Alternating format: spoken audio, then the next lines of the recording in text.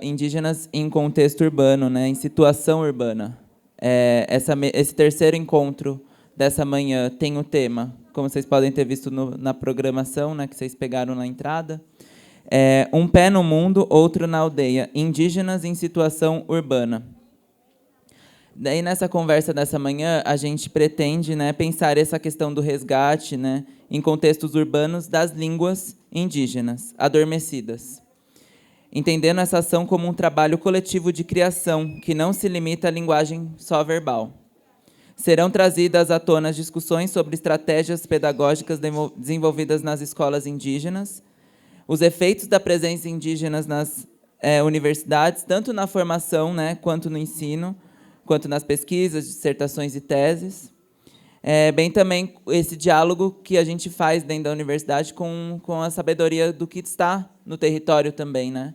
Então, a valorização dos nossos anciões e anciãs, que norteiam todo esse conhecimento que a gente, quando está na universidade, também está sempre levando, né, essa sabedoria. Então, a gente tem pessoas muito importantes nessa mesa que eu queria já começar chamando para subir aqui. A primeira eu queria chamar Aurita Tabajara, de Guarulhos, São Paulo.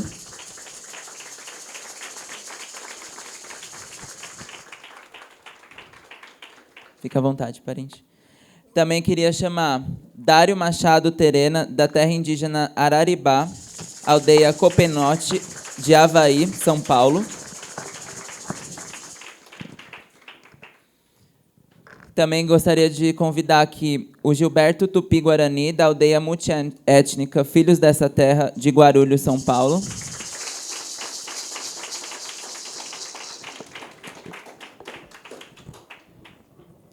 E eu queria convidar também a Márcia Kangang, de Campinas, São Paulo.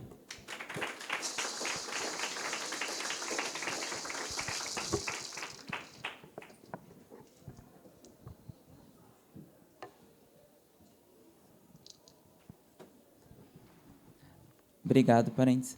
Agora, como eu estava falando na apresentação da mesa, né, nessa manhã a gente separou para fazer a concentração da palavra, né, acerca da questão das línguas indígenas, dando continuidade à proposta da programação do dia anterior, que foi ontem, né? E eu queria começar aquecendo, né, um pouco essa conversa e também convidando para os convidados se apresentarem nas suas palavras, né? Porque aqui a gente valoriza muito a apresentação da própria pessoa, em vez de ficar só falando quem é, né?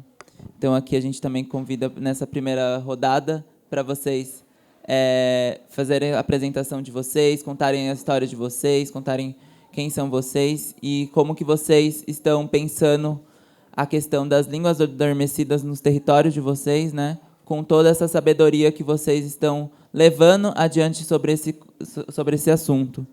Então, gostaria de começar, talvez, pelo Dário Terena. Pode ser? Dário, pode ser você? Que é nosso conselheiro aqui, né, no Museu das Culturas Indígenas. Então, gostaria de passar a palavra para o Dário. Vou ficar em pé melhor. Naquele eu cumprimento vocês, bom dia, no meu idioma. Vocês falam Unati? Unati? Bom dia, eu falei bom dia. Naquele Unati, tudo bem? Bom dia também. Meu nome é Dário Machado, sou tribo terena da reserva de aldeia de Araribá, aldeia Copenati, município de Avaí.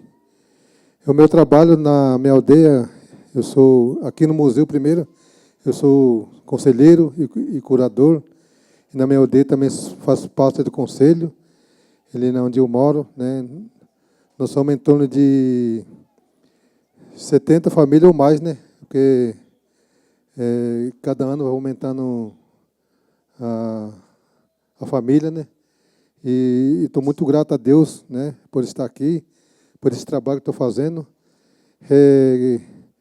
Falando na minha idioma e querendo... A minha preocupação é sobre a idioma que está sendo esquecido, né? Sobre nós, terena. Buscando as crianças para aprender, não esquecer, não perder a nossa idioma, que é a linguagem terena, né? E um pouquinho que eu vou falar, né? Vou falar pouco, passar para os companheiros aqui. Eu tenho um celular, né? Eu estou vestido de roupa, né? Tênis, né? Perfume, mas eu não deixo de ser índio. A minha cultura está dentro de mim, né? E o celular, se eu não tiver celular, o índio fica perdido, né? Porque o meio de nós conversar com o outro é no celular. E dentro desse aparelho, eu fiz como fala, um grupo que nós fala só na idioma com os terena. Tanto as crianças, os mais velhos. Nós não entramos em português, só na idioma terena. E agradeço vocês que vieram aqui, né? Que veio visitar nosso museu aqui. Não é meu, de todos nós, né? De todos nós, para vocês ver a nossa dificuldade, né? Como na aldeia, como que a gente vive, o que a gente come, o que a gente faz, né? E agradeço, né? Mais tarde vai ter mais conversa prolongada. Obrigado.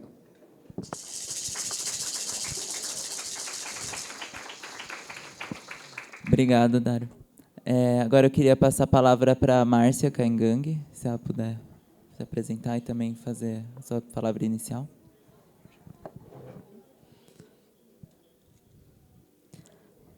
Ayag mahakar, idmahatamin tatinga umri shayag bretaki idmi, idronyroi, takte kangag ag yukre kangag ag ronyroi, kangag ag ta agui ronyroi, tuambet kotinga taki, Museu das Culturas que katadmahatamin.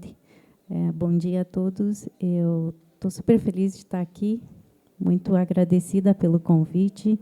É uma honra estar aqui entre os parentes e para conversar, para contribuir um pouco, né, para falar um pouco do trabalho que a gente vem realizando.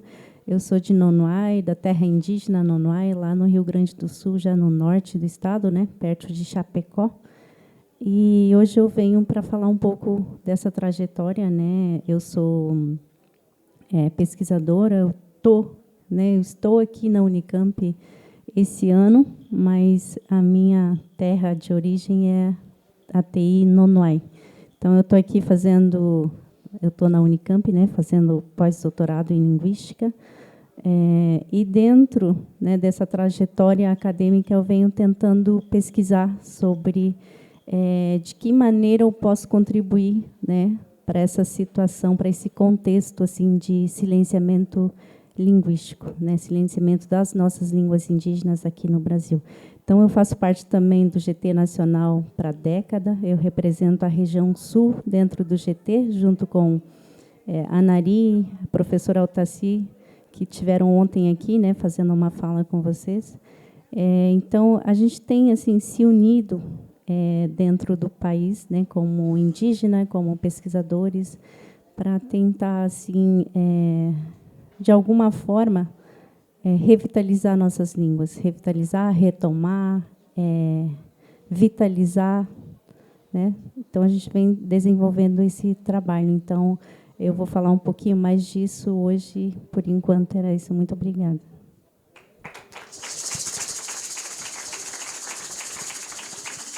Obrigado, Márcia. Agora eu queria fazer uma retificação. Eu convidei o Gilberto, mas na verdade o nome dele é Awa Quaraú Uerá. Daí eu gostaria de que ele fizesse a apresentação inicial, por favor. Aruporã para meu pé, Coporã. Falei bom dia para vocês. Tá? Eu sou Tupi-Guarani, né, do estado de São Paulo. E sou nascido e criado em Peruíbe, né? Que chama Aldeia Bananal. A Aldeia Bananal é a aldeia mãe, né? Quando fala de aldeias do estado de São Paulo, a aldeia mais antiga fica localizada no município de Peruíbe. E quando a gente fala Peruíbe, a gente pensa logo na praia, né?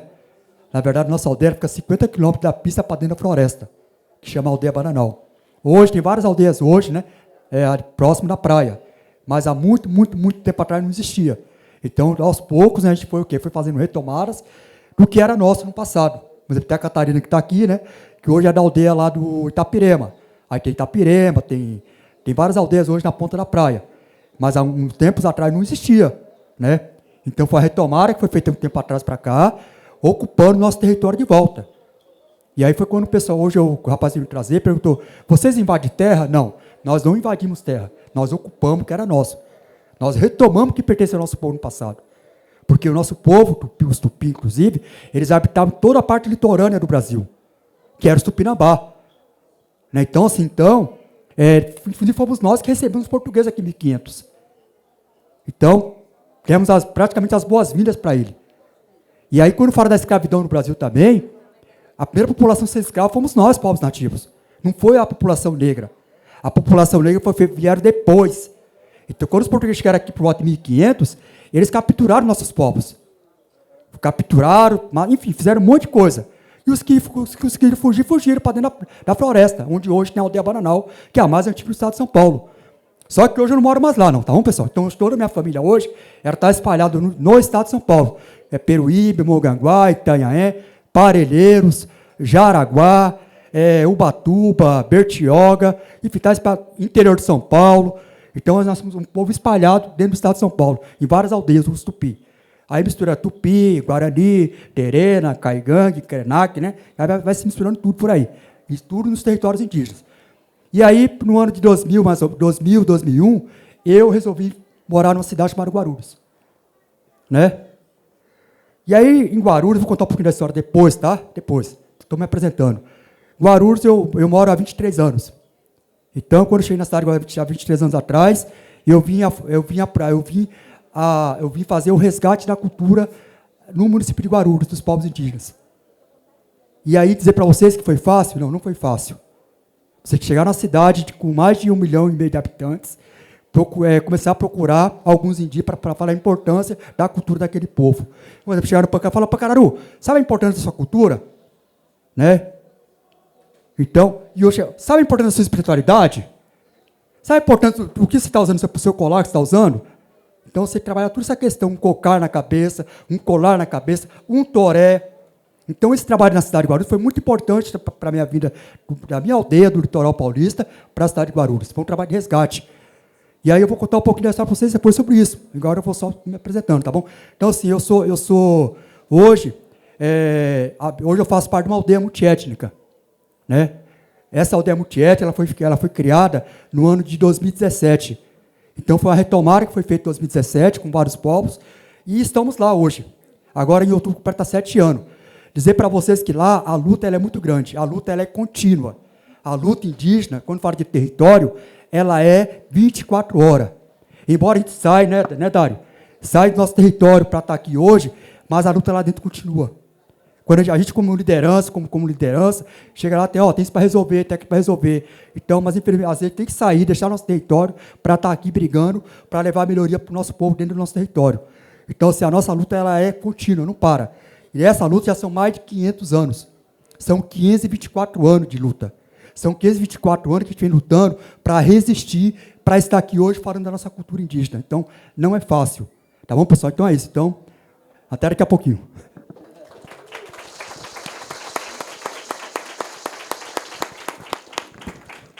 Reveteawa. Agora eu queria passar a palavra para a Aurita Tabajara também. Bom dia.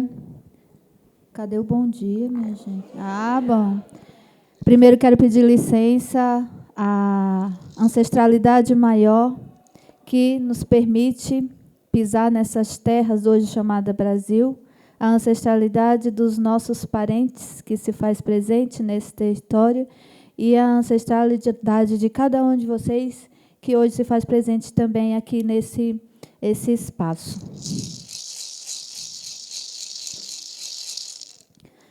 Na nossa aldeia tem sementes para plantar. Temos arcos, temos flecha e um pajé para nos curar. Meu pai Tupã, meu pai Tupã, meu pai Tupã, quem nos permite aqui estar. Meu pai Tupã, meu pai Tupã, meu pai Tupã, quem nos permite aqui estar. Eu sou Aurita Tabajara, nascida longe da praia, fascinada pela rima e melodia da jandaia. No Ceará foi a festa, meu leito foi a floresta, nas folhas de samambaia. Minha essência ancestral me encontra cordelizando, em amparo faz-me existir, e ao mundo eu vou contando que a minha forma de amar ninguém vai colonizar. De arte vou me armando. Filha da mãe natureza, mulher guerreira eu sou. Com a força feminina, 5 séculos atravessou.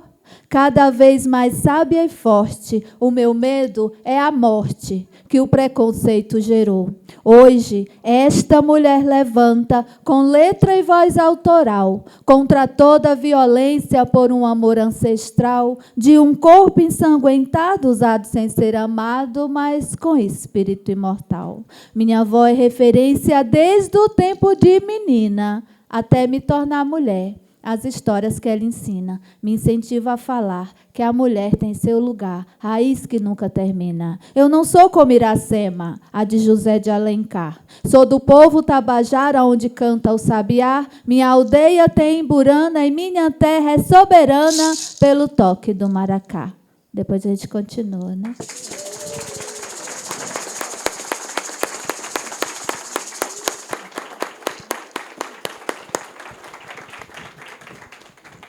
Obrigado, Aurita. Agora eu queria começar, né, pensando e sentindo junto com vocês, porque desde ontem, né, a gente está nessa imersão sobre as línguas indígenas, que quando fala só línguas indígenas parece que é algo simples, né, mas é tão profundo. E como a Cris Taquá falou ontem, né, são tantas histórias e são tantas coisas para ouvir quando a gente fala sobre língua mãe, quando a gente fala sobre línguas indígenas, que carregam espíritos, que carregam força ancestral, que carregam um território e uma cultura que não se separa, né? Então, eu fiquei pensando enquanto a Aurita cantava, porque uma vez, eu falo isso muito com o Natan Pataxó, que é um irmão meu, sobre como a gente acha interessante que os artesanatos, por exemplo, de um povo, a semente vem do território do povo. Então, quando a gente vê um colar Pataxó, a gente sabe que é um colar Pataxó porque são as sementes que estão no território Pataxó.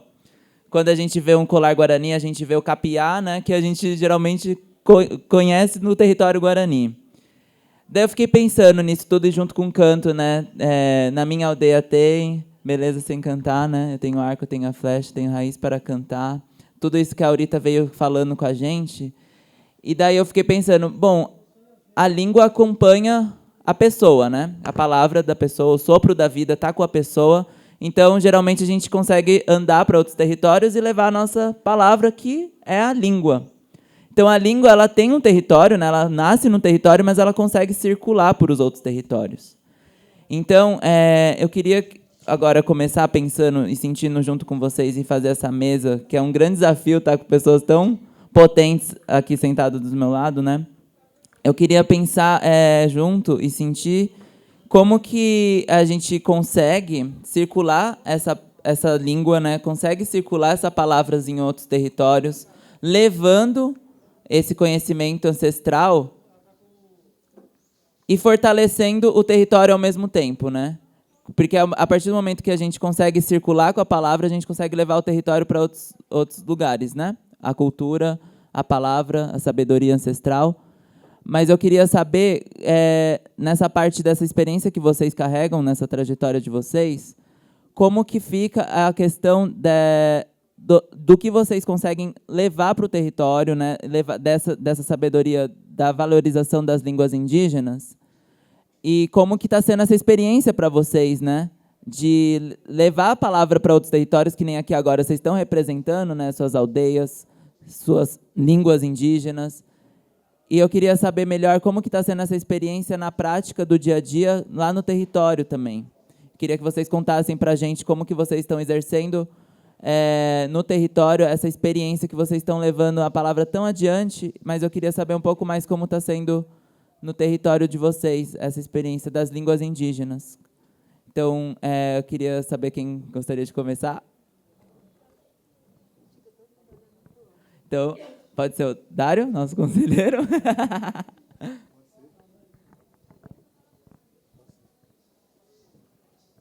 Eu gosto de ficar em pé. Sobre a experiência que estou tendo com os parentes, é muito grande, né? O que eu não aprendi lá, eu estou aprendendo aqui. Eles estão aprendendo comigo também, né?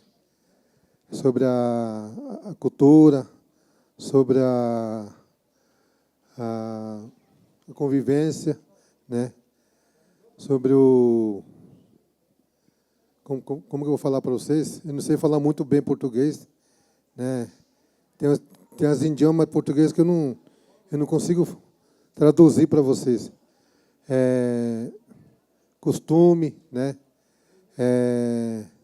Como que é esse negócio de sagrado? Porque cada etnia tem um sagrado diferente, né? Dos Guarani, dos Caiuvá, índio Caiuvá é o Guarani, né? Isso. O Krenak, o Pancararu, são todos diferentes. E o meu também é diferente. Eu estava conversando com o irmão Guarani ali, antes de entrar no palco aqui. Eu falei para ele assim, antigamente, os terenas fumavam cachimbo. Mas não todos os terenas, são apenas os pajé. O pajé que fumava os cachimbos. Aí outro parente falou para mim, agora, está em geral agora, até as crianças, os jovens, as moços, estão fumando, usando cachimbo. Mas é de vocês, falei para ele. Agora, nós terenos, a gente respeita muito, né? O pajé que consumia o cachimbo. E o fumo, produto, quem fabricava é os terenos, né? Assim diziam os antepassados, né? Que contou essa história para mim e para nós. Que o índio tereno fabricava o fumo. Um pé de fumo, um pé de árvore. Eles cortavam e secavam. Aí fazia... Né? Agora o fumo agora é tudo misturado, né? É química, isso, é aquilo. Já fica como uma droga, né? Mas o que nós índios, tanto Guarani, Terena, Krenak, Caingangue, Pancararu, se nós fizermos para nós lá na nossa aldeia, ali é sagrado já, né? Sagrado. Não tem mistura de... O que o branco faz, né? Põe tanto química, né? E é isso aí. E eu falei que eu sou de Araribá, né? A minha origem é Mato Grosso do Sul. Sou mato-grossense. Mas eu me considero paulista porque estou aqui, cheguei aqui em 1981, saí de lá com a idade de 15 anos. Aí encontrei um paulista que está meio perdido, falei que ia morar comigo, que comeu arroz e feijão, me acompanha. Aí foi como minha esposa, né? Aí tem a primeira mulher que eu tinha era civilizada, né? Não é índia. Tivemos 3 filhos, 2 guri e uma menina. Modo de falar, né? Mato Grosso fala guri, que nem os gaúchos falam, né? E a segunda tem 4 meninas e 2 guri. 2 estudam em Campinas. Eu agradeço a Deus por elas, né? Ter estudado, porque eu falei assim, não acompanhe o pai, porque o pai não quis saber de estudar, não, né? O pai só queria saber de brincar e bagunçar na escola. Agora, onde eu estou agora? A minha caneta agora, eu falei que minha caneta agora é inchada. Né? Caneta do pobre é inchada. Não tem estudo, né? Quem estudou, amém, né? Que Deus abençoe, né? E na minha aldeia, eu sou muito focado no idioma, né? A minha preocupação é idioma, né? Tantos parentes falaram que também vão falar a mesma coisa, porque eles estão perdendo a nossa idioma, a nossa cultura. Como eu falei sobre o celular, né? Eu fiz um grupo que fala só na idioma, né? E nós estamos fazendo uma gramática terrena lá na aldeia Equeruá, né? Juntamente com o cacique que está presente com nós lá, só terrena, e nós vamos lançar na escola, né? Escola que dá aula em terrena. E buscar aquele... Não vai resgatar 100% a idioma, mas alguma coisa de nós vai aprender, né? Sobre o costume, sobre a comida, sobre artesanato, né? Artesanato, fazer colar, fazer cocar, fazer brinco, pintura. Porque a pintura para nós é uma coisa muito significante, né? Nós usamos vermelha, preta e branco. E o terreno usa esses 3 cores e tem um azul e verde. O vermelho significa sangue, né? Que o índio foi muito massacrado, né? Os fazendeiros matou muito índio, nossos parentes, não só terrena, tanto os Guarani, Krenak, Caingangue. Nós somos massacrados nesse Brasil, sendo que o Brasil fala que o Brasil é do índio, mas no olho dos governantes não é isso não, porque eles só porque eles têm dinheiro, ele quer rebaixar nós. Mas nós somos a primeira pessoa que chegou aqui no Brasil. Não sou eu, mas os demais que já foram. E o preto? O preto, o que significa? É luto, né? Nós pintas de preto é luto. E branco, para nós é paz. E o verde para nós é floresta, que Deus plantou para nós cuidar, para nós preservar. E o azul é o céu, né? Eu estou falando isso porque os mais velhos do que eu, né, os anciãos, né? Como fala em Guarani? Os mais velhos? Oi? Os Tcheremui, né? Eles falam para nós, né? E a gente acredita, eu acredito muito, né? Nas conversas dos conselhos dos mais velhos, né? Porque eu não sei, eu sou apenas uma criança na frente deles. Eu estou com 57 anos, né? Sou novo ainda, e tenho muitas coisas para aprender. E essa história que nós vamos contar aqui, nós estamos contando, tanto os meus parentes aqui, é longa. Não é só essa historinha pouco, não é muita coisa para nós contar. E nunca termina, e nunca vai terminar. Então, eu estou dando aula, eu dou aula assim, eu sou professor bilíngue, mas não dou aula na escola, né? Mas alguns professores me procuram, né? Falei, como que escreve na nossa idioma isso e aquilo? E eu vou traduzindo para eles, né? Eu estou dando aula também em Bauru, né? Não indígena, né? Eu estou dando aula para os brancos também, né? Eles interessaram, né? Eu fico feliz, porque a gente não pode negar a nossa indiama para outras pessoas, porque ali é cultura viva, é assim que fala, né? Então, a gente tem que passar para eles, porque muitos brancos na minha região falam assim, como que o índio vive? Né? Como que o índio trabalha? O governo ajuda o índio? Falei, se ajudasse, eu tinha carro de luxo, falei para ele, né? Mas nós não temos, nós temos que suar, nós temos que batalhar, nós temos que sofrer, nós temos que ser massacrados para ter aquelas coisas, para nós segurar aquele lugar onde nós moramos, né? Não só o terreno, como os outros etnia. A gente vê pela mídia, na televisão, os nossos irmãos Guarani e Kaiowá, lá em Dourados, né? Os fazendeiros invadindo, né? Estrupando as mulheres, desculpe eu falar isso, né? Judiando das índias, né? Querendo ser o dono do território, né? E o fazendeiro pagando os jagunços para matar o índio. Essa é a nossa preocupação, né? A preocupação nossa é essa, que nós estamos sendo judiados nesse Brasil. Você vê, o ano passado teve o presidente que judiou de nós, né? Judiou de nós. Mas, com a graça de Deus, nós estamos em pé, né? Entrou outro presidente, né? Não é só do índio, não, é dos pobres também. Ele defende o pobre, né?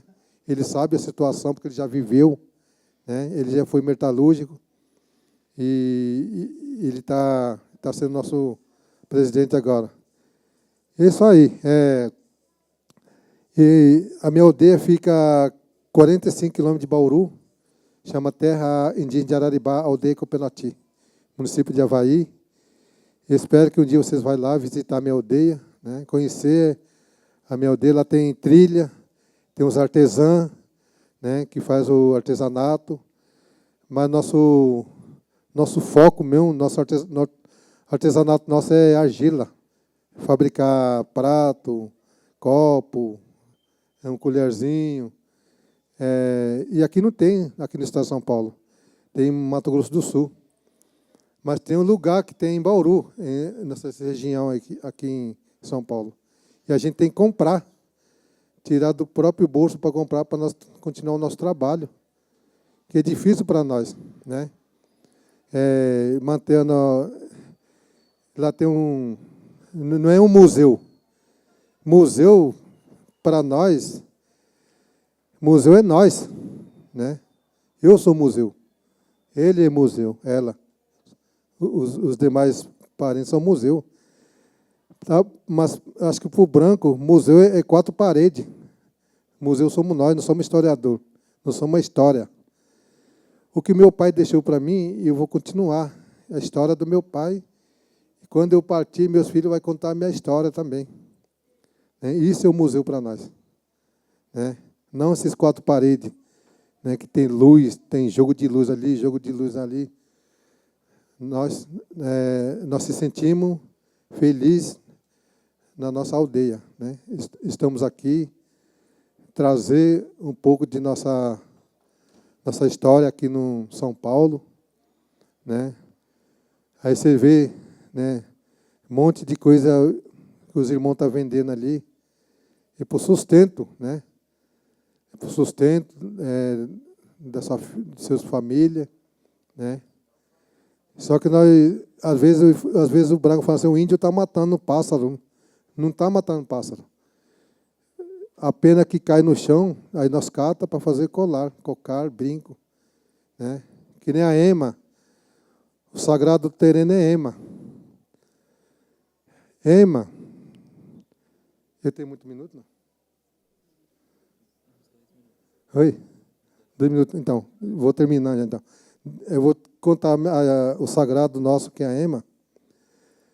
Meu pai fala assim, a ema, nós temos a dança, são 7 peças de dança. Tem a dança dos homens e tem a dança das meninas.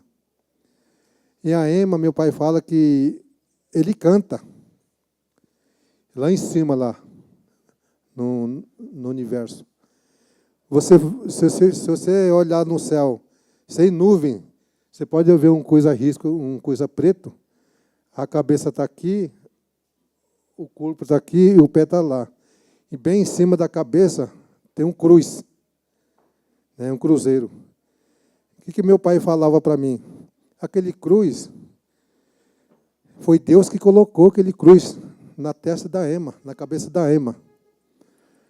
Porque se um dia Deus tirar aquela cruz, cruzeiro na cabeça da Ema, ele vai descer na terra, vai comer os ruins e vai deixar os bons. Quem tiver coração bom, fica.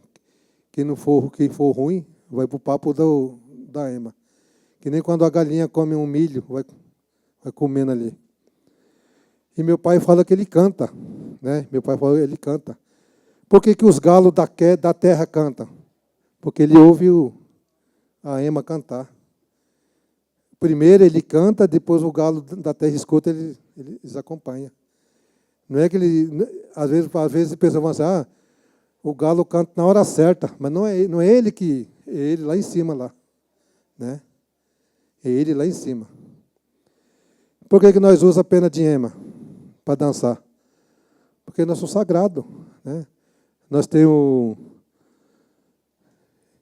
dá licença. Isso aqui é diferente. Tem uma pena aqui, né?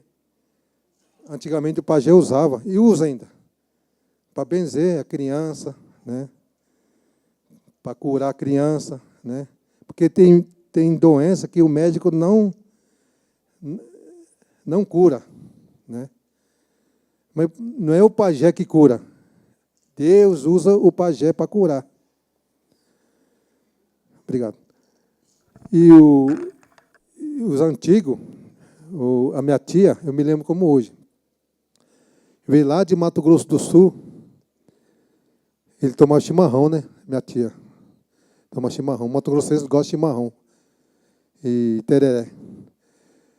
Chegou na minha aldeia, ele catou os matos ali, catou e bateu e jogou no mate, no chimarrão. Ele falou assim para mim, para nós, aqui está cheio de remédio, e nós não sabia. Você vê, né? Como que a inteligência dos mais velhos, que Deus deu para eles. Às vezes o meu irmão, que ele vai benzer uma criança, um de vocês aí, ó, ele vai pedir para Deus primeiro, Yanderu. Ituko-awiti, nós falamos Ituko-awiti, é Deus. Então, a história nossa é longa, né? A nossa história é longa. Se eles for contar, não termina essa noite vara ainda, vai para frente ainda. E antes de terminar, eu vou cantar, né? Agradecendo a Deus, vou cantar na minha idioma, né? Eu gosto de cantar, agradecer a Deus por estamos vivos, porque quem dá fôlego é Ele. Amanhã não sabe o dia de amanhã, né? Hoje estamos todos juntos. Quem sabe amanhã um de nós vai partir. Só Deus sabe o outro dia, né? Não é o dia de amanhã.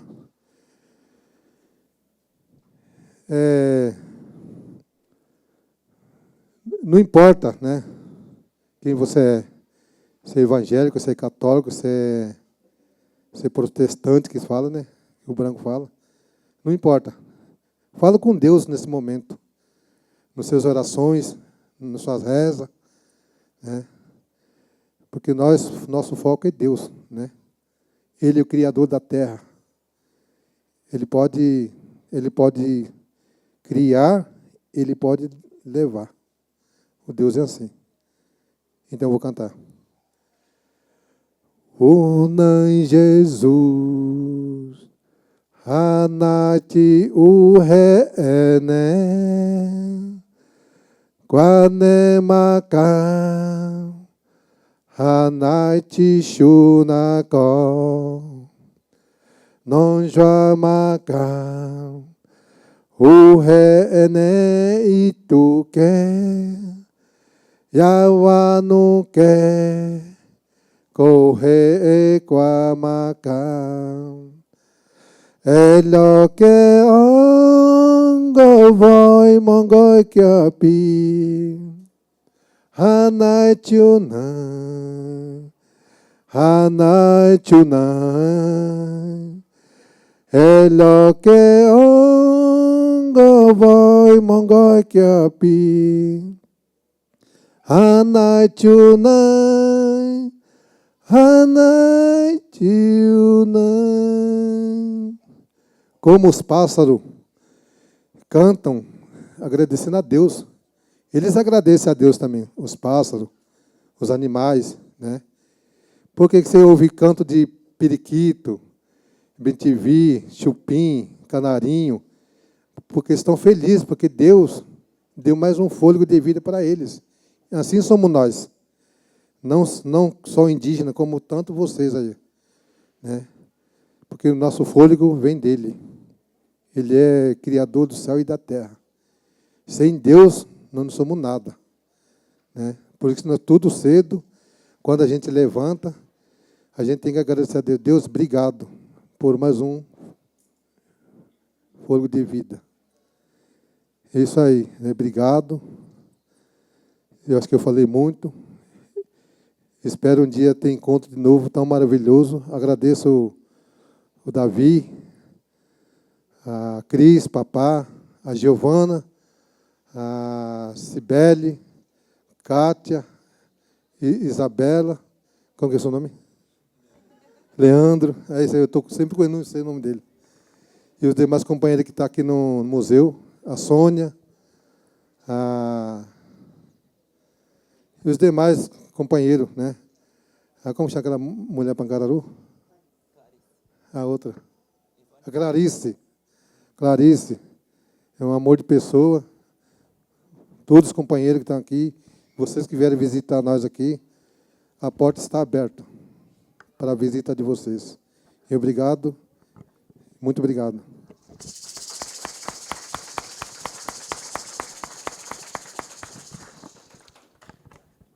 Agora eu queria agradecer, né, a palavra do Dário, principalmente, mas dando um segmento aqui para circular essa palavra com nossos convidados.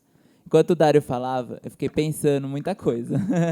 Muita coisa eu fiquei pensando aqui. E eu queria tentar também incluir nessa roda um pouco da nossa reflexão sobre o que é literatura também. E o que ela tem a ver com a língua. Porque antes de sequer a gente ter qualquer gramática em qualquer língua indígena nesse território, a Bíblia já estava sendo traduzida para as línguas indígenas. E ela circula muito, a Bíblia, né? Só que uma coisa dentro da literatura que pouco se fala, que também circula muito, que é muito prático de levar para as pessoas, distribuir pela rua e fazer circular a literatura no dia a dia, é o cordel no nosso território, né? No território brasileiro. O cordel ele é muito importante para a literatura. E vendo a Aurita aqui do lado do Dário falando também sobre língua, e eu olho a Aurita e eu vejo a literatura indígena. Eu vejo o fortalecimento da literatura numa trajetória tão linda da Aurita, né? Nessa construção do que é a literatura indígena e do que é um livro, o que é uma literatura. E daí eu fiquei pensando, tá, quanto tempo leva para uma criança aprender a falar uma língua? Quanto tempo leva para uma literatura nascer? Como que faz isso, né? Como que faz a literatura se materializar? Como que faz para afirmar na sua cabeça todas essas poéticas, todas essas rimas? Eu queria que você falasse um pouco na sua história com a literatura e o que ela tem a ver com a língua mãe e com as línguas indígenas também, né? Porque é um grande tensionamento, né, que a gente tem de impor a nossa literatura também, assim como a língua. Eu queria que você falasse um pouquinho sobre isso, se você puder. Mas não era a Márcia agora? É que eu não gosto de falar por primeiro, assim, né? Ainda bem que o Dário já falou primeiro. Eu sou do Ceará, né? Sou do povo Tabajara lá do Ceará, né? Do nosso Nordeste. O povo Tabajara hoje está localizado em 3 estados, Ceará, o Piauí e a Paraíba. A minha aldeia está no topo da Serra da Ibiapaba, a 400 quilômetros de Fortaleza, numa cidade, no interior de uma cidade chamada Ipueiras. um território onde a nossa organização, como povo, começou em 1998. Começou as nossas lutas para formar os conselhos, né? E o primeiro conselho que foi formado foi a MITECA, Associação das Mulheres Indígenas Tabajara e Calabaça, porque lá na minha aldeia tem 2 povos que se uniram para fortalecer a nossa luta, que é o povo Tabajara e o povo Calabaça, né? O pai das minhas filhas é Calabaça, então as minhas filhas são Tabajara e Calabaça. Então, nessa época de 98, eu já tinha... hoje eu tenho 47 anos, então eu não lembro quantos anos eu tinha em 98. Foi a época... Tinha 2 anos que eu tinha me casado, essa palavra sempre erra na minha boca. Me casado. E fui morar na aldeia vizinha, né, que só tinha o povo Calabaça estava se organizando. Então, quando eu chego, o povo Calabaça vem em uma organização, primeiro, que é a nossa, eu entro nessa luta também para poder trazer, porque as 2 aldeias são perto hoje, né? Para poder entender como que começa todo esse começo de organização para levar para o meu povo. Então, nessa época, eu já gostava de escrever, e eu fui para a escola uma criança com 9 anos de idade, que eu não tive a oportunidade, que a gente ainda hoje está numa região de muito difícil acesso à cidade. Lembrando que atualmente eu moro em São Paulo, tá?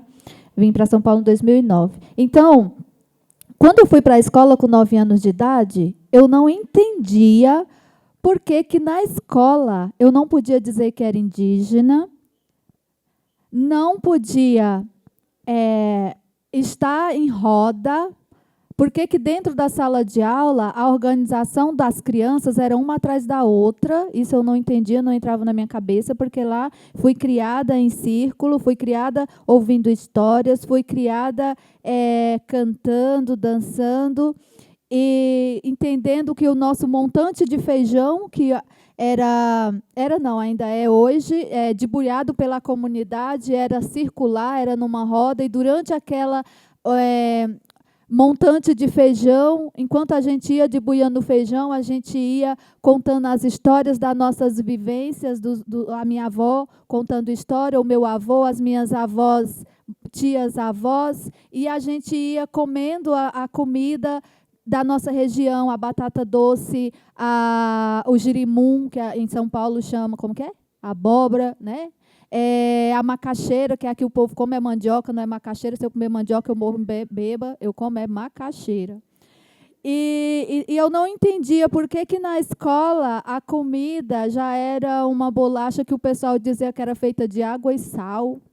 Água e sal, né, a bolacha. E todas essas coisas ficavam muito assim, fervendo na minha cabeça.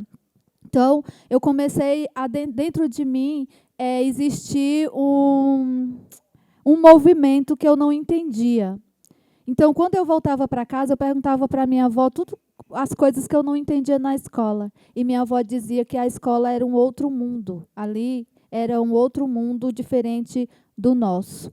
Sendo que, desde criança, eu sempre soube que eu fazia parte de um povo Tabajara, que é um povo de uma história de muita resistência, um povo de uma cultura muito reservada ainda hoje. Infelizmente, foi o primeiro povo a ser afetado pela grande colonização, de querer extinguir a nossa língua-mãe, né? Foi proibido a falar que nós fazemos parte do tronco linguístico tupi, que hoje lá se chama Nhangatu, né?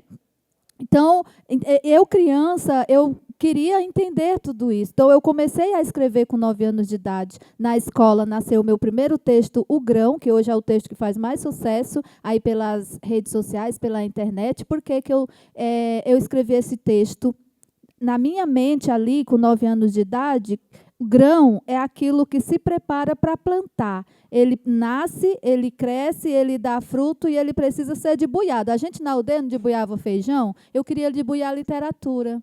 Então, o meu primeiro texto nasce um momento em que a diretora da escola me coloca de castigo, de castigo lá para a escola, porque eu desconhecia essa palavra na educação da minha família. Então, ela me colocou de castigo e me deu uma caneta e um papel e pediu para mim pensar o que eu tinha feito. Mas o que eu tinha feito? Eu tinha tirado todas as crianças da cadeira, tinha colocado em roda e a gente começou a dançar. Então, por isso eu fiquei de castigo. Então, e eu pensei, ela gosta muito de mim, porque me colocar de castigo para fazer o que eu mais gosto de fazer, que é escrever, ela me ama, a diretora, né? Na minha cabeça, isso não era um castigo, ela gostava de mim. E foi naquele momento que nasceu o texto que eu digo assim: vou contar-lhe um segredo que aprendi como um enredo recitando em poesia, de um grão que foi plantado, cultivado e germinado para se praticar todo dia. Esse grão vem da memória, transformado em história para nossa educação. Um velho quem me contou sobre o grão que já brotou no despertar da tradição. Eu fiquei imaginando na cabeça, martelando, o que esse grão significa. Será bom para comer? Para ninguém queria dizer. Vai que esse grão não fica? Fui perguntar lá no rio, mas ele estava com frio e não quis me responder. Voltei até o curral, mas não tinha um animal para algo me dizer. Fui perguntar para a Jandaia, que se banhava nas praias para o lado de Fortaleza. Ela me mandou voltar e os ancestrais a escutar e ouvir a mãe natureza. Aí me veio a lembrança, é meu tempo de infância,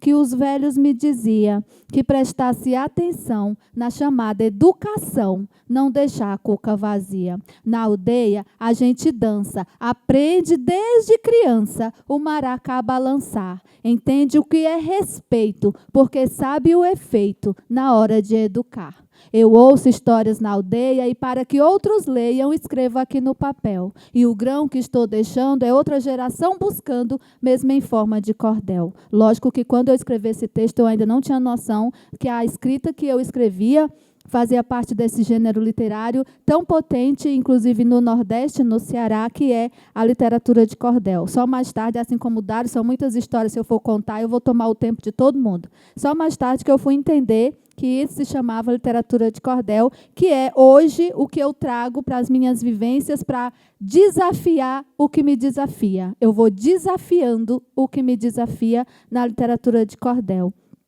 que não é uma escrita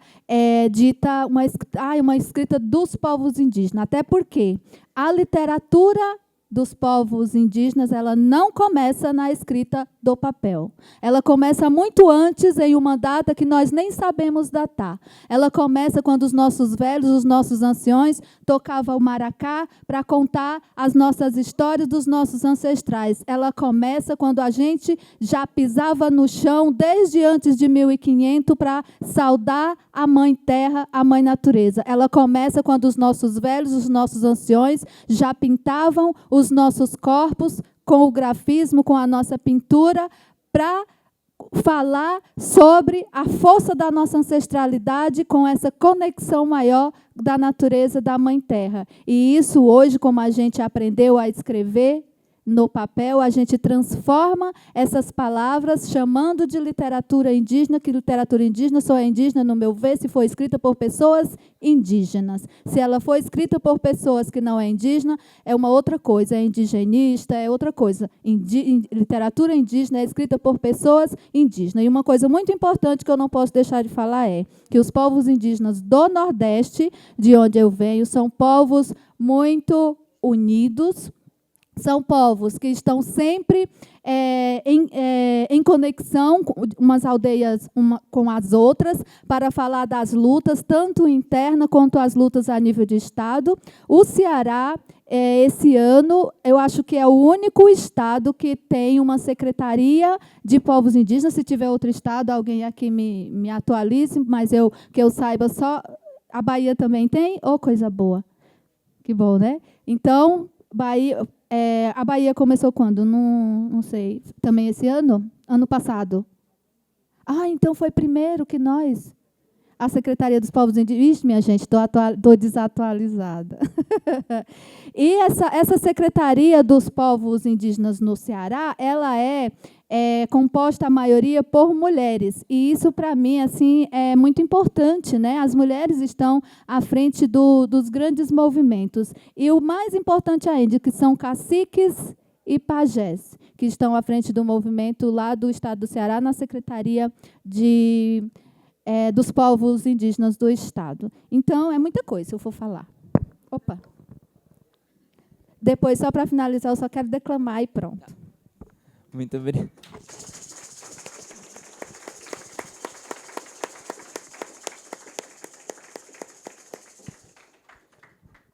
Agora, gente, eu tô decidindo a ordem a partir do que as pessoas estão falando, porque eu acho que dá para ir relacionando muita coisa. Daí eu queria o Auá mais por final, por conta do território que o Auá vem, né, do que ele estava contando, da aldeia do Bananal, né? Daí eu queria chegar na Nheru, né, que é a Mata Atlântica, mais para o final, porque eu queria aproveitar a fala da Aurita para jogar para a Márcia. Por quê? Porque a Márcia tem uma história, né, dentro da academia, dentro da pesquisa acadêmica, né, dentro das universidades. Ela é uma mulher indígena que adentrou nesse mundo e está fortalecendo as línguas indígenas também dessa outra perspectiva, né, da perspectiva também das oportunidades que a universidade pode proporcionar para a gente impulsionar as línguas indígenas. Então, eu queria que você falasse um pouco sobre a sua experiência dentro da universidade, né, e como que você relaciona a sua caminhada acadêmica com o fortalecimento da língua caingangue. Se você puder falar um pouquinho sobre isso. Bom, quando me convidaram para essa mesa, né, com esse título, né, de Indígenas em Contexto Urbano, para mim, assim, foi uma novidade, porque eu nunca me identifiquei. Apesar de ter períodos longos fora da aldeia, eu nunca me identifiquei assim, nossa, sou indígena, né? Eu nunca me identifiquei com essa classificação de indígena em contexto urbano. Eu passei 6 anos no Rio de Janeiro estudando mestrado e doutorado. Estou aqui 1 ano, né? Vou ficar aqui em São Paulo 1 ano estudando também. Eu fiquei 1 ano também fora do país, nos Estados Unidos, estudando, mas na verdade, eu nunca tinha parado para pensar que o que eu fazia também era viver em contexto urbano. Talvez porque... E essa reflexão, né, desde o convite, me fez pensar muito nessa população. A gente tem, hoje, né, o censo de 2022 registrou mais de 1,5 milhão de indígenas, né, declarados. E desse total, mais de 1 milhão vivem em contexto urbano. Então, e a gente, nas nossas preocupações, nos nossos trabalhos, a gente não fala desse povo indígena que está em contexto urbano. Então, eu falo isso muito por mim, assim, da minha área, né, dentro da linguística. A gente está agora nesse movimento, né, da década internacional das línguas indígenas, né, nesse GT nacional que a gente vem juntando povos, né, juntando indígenas de diferentes povos para somar essa força. Então, claro que a gente tem ali indígenas, né, que estão em contexto urbano, mas eu falo dessa temática, dessa questão, né, de ter muito indígena em contexto urbano, que é preocupante, assim, no sentido de eu vejo esse afastamento nosso, né, quanto indígena. Você deixa lá o teu povo e vem para um contexto onde ali não tem mais a língua, né, começa por ali, não tem mais a língua.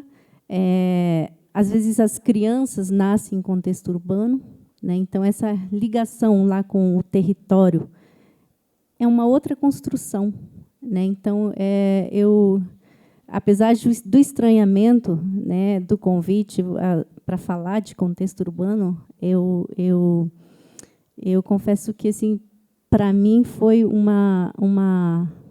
cair em si essa realidade, porque a gente vem trabalhando de revitalização linguística, pelo menos na minha experiência, a revitalização linguística que eu faço é a revitalização lá na comunidade. É claro que as metodologias que a gente vem trabalhando vai servir também para essa população indígena, né, que está em contexto urbano. Então,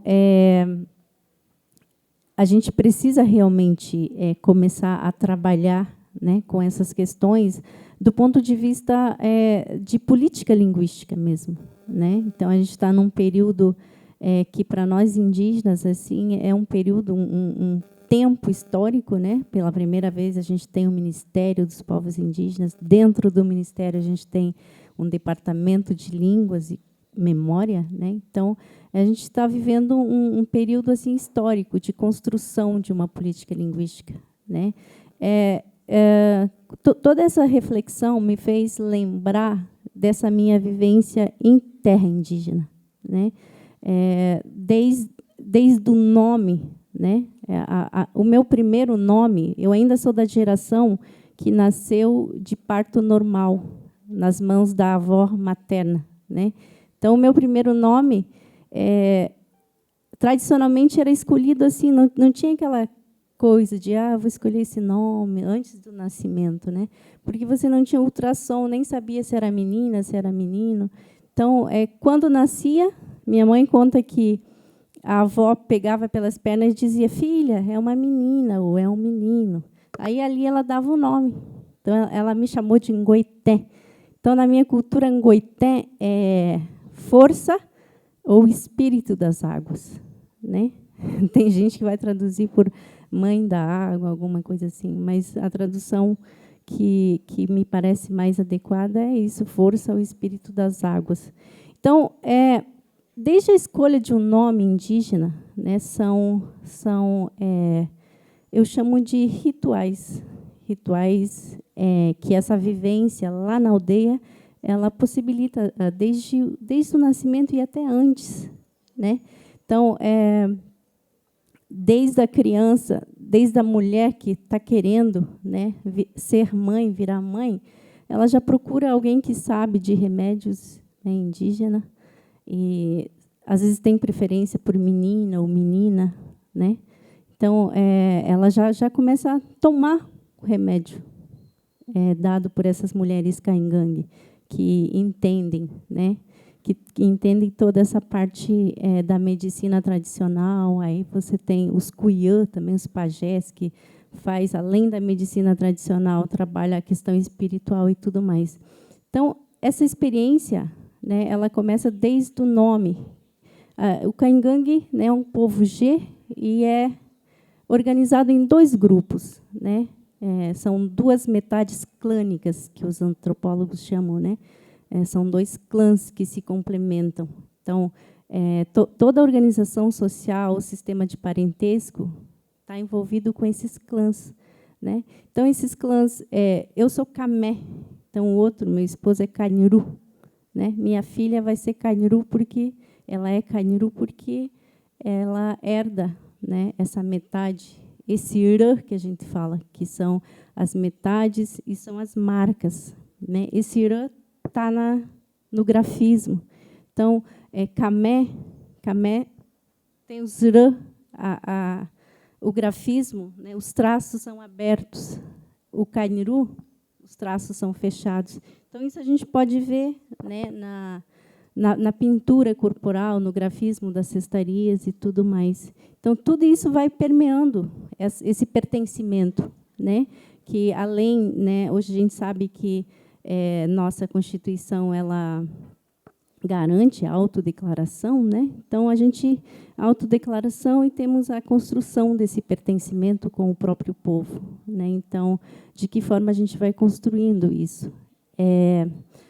E para os nossos ancestrais caingangue, que a gente chama de Enyavé, os primeiros caingangue, os nossos ancestrais, eles codificaram coisas muito importantes para eles na nossa própria língua, né? Então, relacionado com essas marcas. Então, dentro da linguística, a gente começa a encontrar, né, esses códigos, essa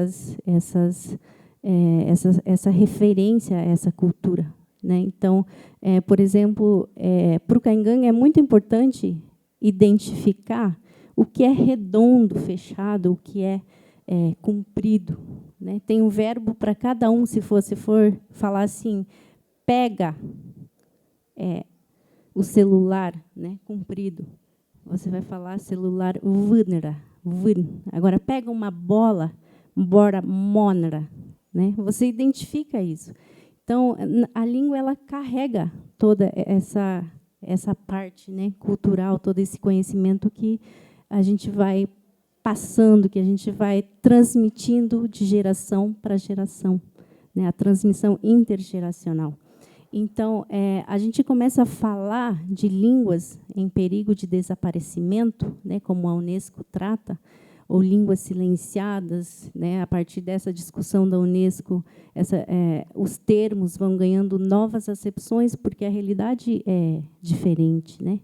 Então, línguas silenciadas, línguas adormecidas, né, línguas em retomada, tudo isso vai surgindo nessa discussão, né? Então, quando a gente começa a falar de língua em desaparecimento, de extinção, que é o termo que a Unesco usa, a gente está falando de um processo que começa com a quebra, né, dessa transmissão intergeracional, começando pela língua, né? Então, as crianças, nasceu uma criança e os pais não transmitem a língua e a sabedoria e a cultura, tem uma interrupção na transmissão intergeracional. Isso é um sinal de alerta para dizer, essa língua, 2 ou 3 gerações, se continuar assim, ela pode ser silenciada, ela pode desaparecer se não houver um movimento, né? Pode não ser mais falada entre a comunidade. A gente pode ter gerações monolíngues em português apenas, né? E os especialistas da área vão dizer que a língua começa a ficar condenada a desaparecer em poucas gerações, né? Então, toda essa vivência que na minha geração teve a oportunidade, o privilégio de viver, não é assim hoje, na maioria, né? Os dados hoje mostram que o Caingangue está em torno de 40 a 45 mil, né? Uma população de 40 a 45 mil. Talvez metade ainda fale a língua. Então, a gente tem aldeias onde tem 90% falando a língua, todas as crianças estão falando, mas tem aldeias, terras indígenas, onde menos de 10% fala, né? Isso só Caingangue. Aí a gente tem realidades parecidas para outras línguas, né? E ainda muito mais preocupantes, porque hoje a gente sabe de línguas que têm pouquíssimos falantes, né? Aquela população que usa a língua no seu dia a dia, né? Então, línguas com 3 falantes, línguas que resta um que conhece a língua, né? Então, e que essas línguas estão necessitando de trabalhos urgentes, que é o que a gente vem tentando fazer, né? E eu fiquei pensando, né, nesses dados que eu coloquei aqui, essa população urbana, população indígena urbana. Então, a gente tem aí vários fatores que vão contribuir para que essas línguas entrem nesse processo de declínio, né? Diminuição de falantes, as crianças já não aprendem mais, a língua vai ficando restringida ao ambiente doméstico, mesmo lá na aldeia, né?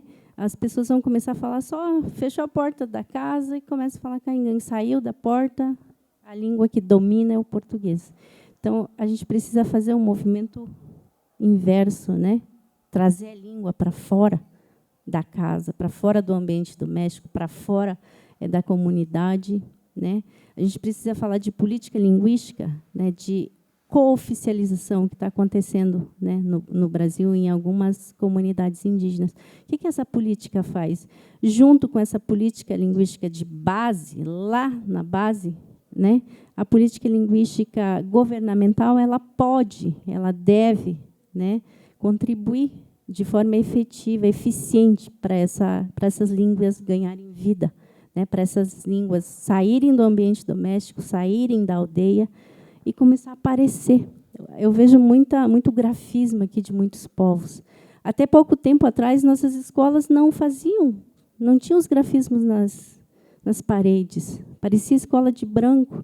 E isso vem de um processo, né, de um bilinguismo que só usava as línguas para esquecer mais rápido a língua e aprender mais rápido o português. Bilinguismo de transição, né, que não passava nem pela cabeça assim das pessoas que estavam à frente da educação valorizar as línguas, né? Ao contrário, a lei era a valorização da língua oficial, que é o português, né? O apagamento das línguas indígenas. Mas hoje a gente tem uma política toda voltada para uma educação escolar indígena, né? Que fortaleça, que realmente seja um instrumento. Já foi um instrumento de apagamento. Hoje precisa ser um instrumento de revitalização. Né? A escola tem potencial, hoje eu falo isso, a escola tem potencial para produzir falantes. Né? A gente tem experiências, como é o que eu venho tentando trabalhar, a experiência dos ninhos de língua. Né? Tem um povo maori lá da Nova Zelândia que pegou essa metodologia e fez com que a língua maori fosse de novo revitalizada, né? Fosse falada pela maioria da população maori. Então, esse é apenas um exemplo, porque eu estou falando aqui porque eu venho assim, numa troca com eles, né, com o povo maori. Mas, no Brasil mesmo, a gente tem...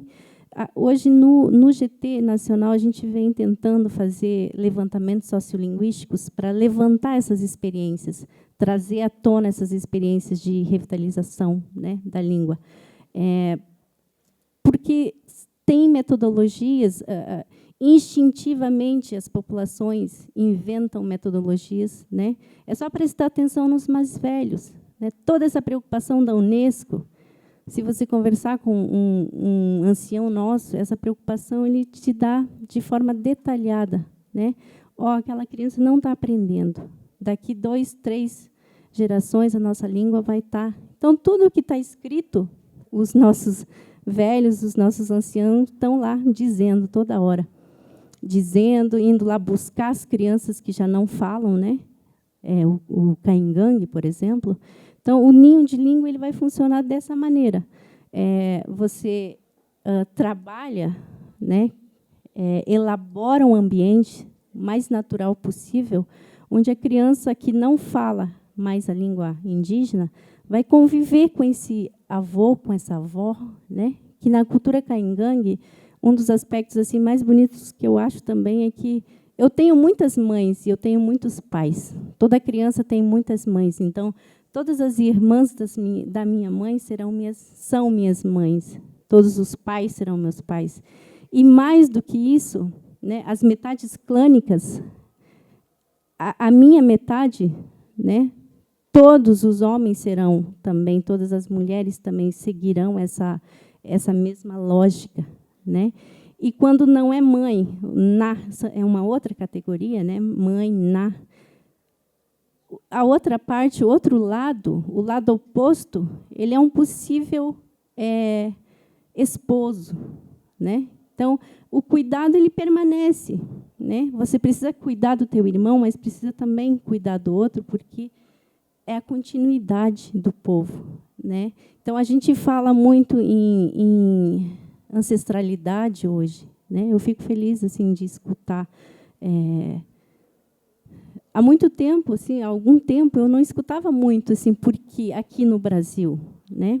Porque muitos povos são diferentes formas de se relacionar com essa ancestralidade, né?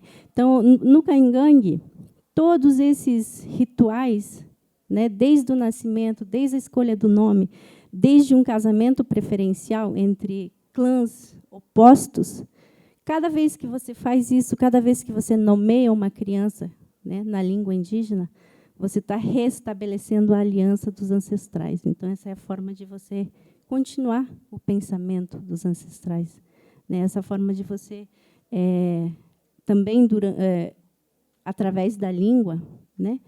A língua a gente sabe que não é só isso que a gente fala, né? Qualquer língua, mas tem uma estrutura aqui dentro, tem códigos, né? sinalizados através de morfema, que estão dizendo muito mais daquilo que se é verbalizado, né? Então,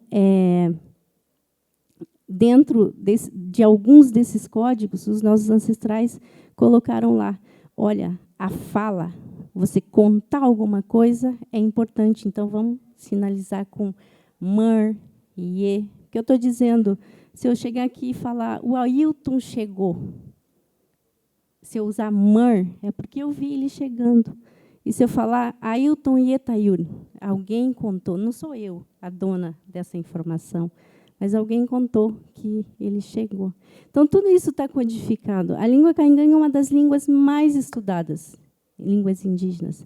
Só que, até pouco tempo atrás, não tinha sido descrito, porque esses aspectos da língua são questões onde está a maior complexidade da língua. Então, linguistas não falantes das línguas têm maior dificuldade para alcançar, né, essas categorias, né? Então, como falante indígena, lendo alguns outros trabalhos, eu percebi que tinha. Isso foi para fazer a tese, né, o projeto de mestrado que lá eu já fiz.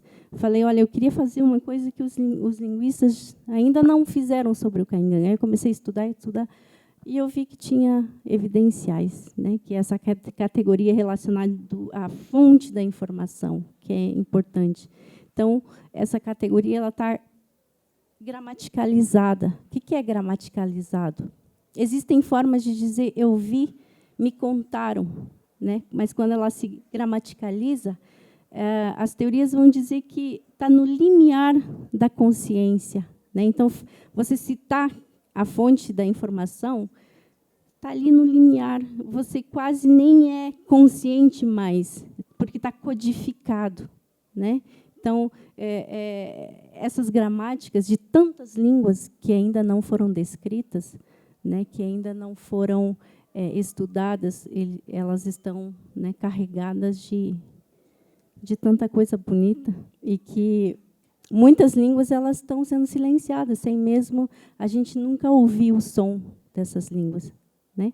Então, o trabalho que a gente tenta fazer hoje, né, dentro dessa política linguística, né, tem uma parte da política linguística bem interessante, que é a paisagem linguística. Quando se cooficializa uma língua, por exemplo, a língua tem que estar na rua, você tem que ver a língua escrita.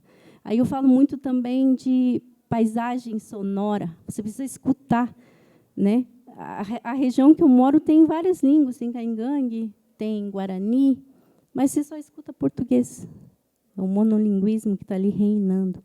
Então, essa é uma das preocupações nossa, né? Que através desse ministério a gente possa realmente, a primeira vez na história do Brasil, formular políticas linguísticas, né? Que olhe e trabalhe para que essas línguas saiam desse contexto, né, de desaparecimento, de silenciamento. Então, isso era um pouco do que eu trouxe também, o tempo já está avançado, né? Muito obrigada.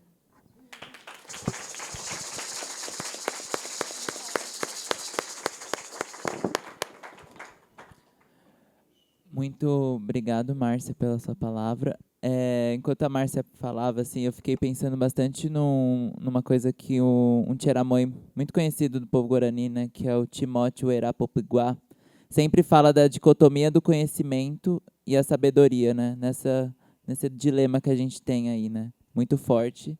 E que daí é isso. Por isso que eu também quis puxar um pouquinho para essa questão das universidades, porque é onde supostamente está os conhecimentos aí na cabeça do não indígena, é onde o único lugar que pode ter conhecimento é na universidade, na escola, nessas estruturas que não foram pensadas e sentidas pelos nossos ancestrais, né? Mas que a gente é forçado a estar nelas para a gente estar de igual para igual muitas vezes, né? Disputando os espaços, disputando as políticas, disputando pelo fortalecimento e revitalização das línguas, né? Daí eu queria agora continuar essa roda, né, de conversa, e também puxando um pouco para a história do Uauá, né, sobre a cultura tupi-guarani, né, a cultura guarani no geral, ela tem muita sabedoria de como você mantém a língua. As estratégias são muito avançadas no que tange a revitalização e o fortalecimento diário da língua. Então, ir à noite cantar junto, né, no coral, por exemplo, é uma sabedoria ancestral muito refinada. Então, eu queria que você falasse um pouco sobre como que está a experiência de você, né, enquanto pessoa, enquanto espírito e caminhante, como que está para você, como a cultura do seu povo fortalece a revitalização das línguas e pode ser usado como referência também para outros povos, né? Queria que você contasse um pouquinho, se você sentir. Mais uma vez, né? Aruporã para meu pé, Coporã. Bom, como falei, eu sou Tupi-Guarani, do estado de São Paulo, falo do estado, né? Porque o estado tudo era nosso, né? O estado de São Paulo era habitado pelos Tupi. Então, o estado hoje divide, né? Por vários municípios. Mas, na verdade, tudo isso era um território só. Aí, quando o Ailton Krenak fala assim, ó, a gente o museu vai sair daqui, vai lá para o pátio do colégio, onde é o nosso marco legal, né? Que vai ser muito bom para nós, né? O nosso museu lá vai ser uma coisa muito forte, marcante, né? Então, assim, vai ser muito bom para nós. Então, assim, uma coisa que me chamou a atenção a respeito da língua, né? Quando é que inicia, né, a fala da língua do nosso povo? Desde criança. Então, entre o povo Tupi e os Guarani, daqui do estado de São Paulo, a primeira fala é em Tupi ou em Guarani. Porque lá na nossa aldeia aqui do estado de São Paulo, nós temos as nossas aldeias preservadas, onde de Uruá só antes nós permitir o não indígena. Então lá a nossa língua ela é bem preservada. E aí tanto é que a primeira formação que teve aqui no estado de São Paulo, quando fala de escola indígena, foi em 2008. A primeira formação de professores indígenas dentro do estado de São Paulo foi em 2008. Onde tem o Biratã, que se formou em 2008, a Catarina, enfim, os demais aí, né, que se formaram em 2008. Eles já eram professores dentro do seu território, ensinando nossas crianças a escrever o tupi, traduzir para a língua portuguesa, dentro das aldeias. E aí quando foi em 2004, o governo do estado falou, ó, a partir de hoje, se quiser continuar dando aula dentro da aldeia, vai ter que ir para a universidade. Onde pegou os 80 professores tupi, Guarani, Caigangue, Terena e... Foi 5 povos, na época. Jogou dentro da USP. Foi fácil para ele se formar? Não. Então, assim, na verdade, isso era um grande desafio na época. Porque você imagina tirar um pessoal do território, das aldeias do estado de São Paulo, e jogar dentro da USP. Junto com o não indígena. É realidade diferente. Quando você pega um indígena da aldeia, uma aldeia, né, que mantém toda a cultura, toda a espiritualidade, que tem dificuldade de falar a língua portuguesa. Aqui nós temos os Guarani que tem dificuldade de falar português. Você acha que é fácil eles traírem lá da aldeia deles, trabalhar aqui no museu? Não é fácil, não. Agora, se imagina pegar um indígena de uma aldeia tradicional e jogar dentro de uma universidade, onde as pessoas que estão lá só falam a língua portuguesa. Aprenderam a falar a língua portuguesa. Então, foi um desafio para eles que eles tiveram na época de 2004 até 2008. Mas, graças a Deus, se formaram. A partir dessa formação, aí onde começou o quê? Começaram a escrever realmente as nossas línguas aqui do estado de São Paulo. E onde muitos hoje são escritores, né, indígenas, aqui do estado de São Paulo. Então, assim, a criança Guarani, a criança Tupi, as primeiras palavrinhas na língua materna. Aí, depois de uma certa idade, que aí elas começam a aprender a falar a língua portuguesa. Então, não se perde. Não se perde. E aí, como ele falou, à tardezinha ou de manhã, se reunimos na casa de reza, que é o Alpã, né? Se reunimos, cantamos e dançamos para agradecer a Nhanderu por tudo que ele fez por nós. Então, todos nós temos que ir para a casa de reza, para cantar e dançar, agradecer a Nhanderu. Então, assim, esse é um respeito que nós temos hoje pelos nossos mais velhos, né? Pelo nosso pajé, pelo nosso cacique. Então, assim, e lá todo mundo olha. Como você falou, né? Lá todo mundo observa, né? Então, a nossa aldeia também, todo mundo observa todo mundo. Foi para a escola, a hora de sair da escola, então a gente ficou observando ele. Será que foi para casa direitinho? A gente observa todo mundo na nossa aldeia. Mas, enfim, a minha história, se eu for contar a história da nossa aldeia aqui, ela é muito longa, mas eu não estou para contar a história hoje da minha aldeia, Pananal.